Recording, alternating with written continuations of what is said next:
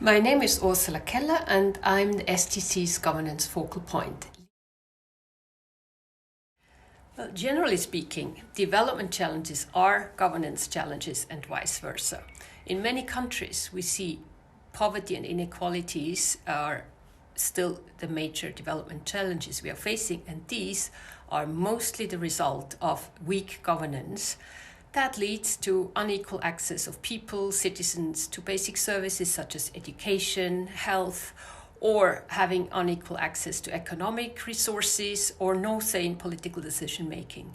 This leads to a dynamic of exclusion that good governance should balance to make sure that people of different color, people of different religion, ethnicity, or gender and sexual orientation are not excluded but have the same chances to participate and to access those services provided by a government.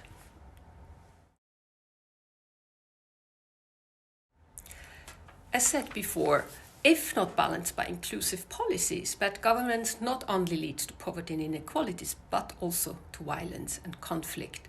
Violence and conflict weaken already fragile institutions, it undermines the legitimacy of states, it erodes their capacity to deliver services and protection to their people.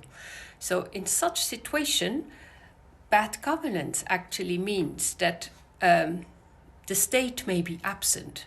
State actors are dysfunctional or oppressive, lack of any legitimacy, which then again increases violence, armed violence and other forms of violence.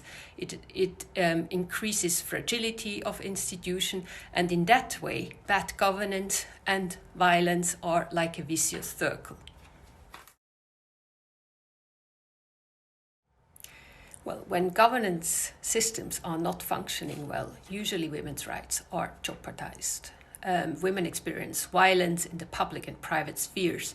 Often this goes with widespread impunity without any protection. Women are also underrepresented and have less influence on decisions made in the economy, in politics, society, the household, yet they're 50% of the population.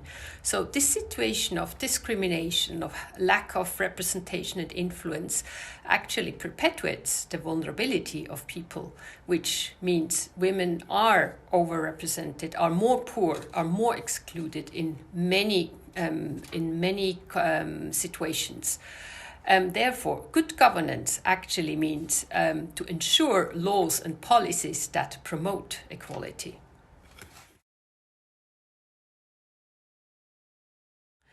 Well, a concrete example of how all these development challenges are linked to governance is the COVID-19 crisis. Actually, I think the management of the crisis can be seen as an indicator for governance, good or bad governance.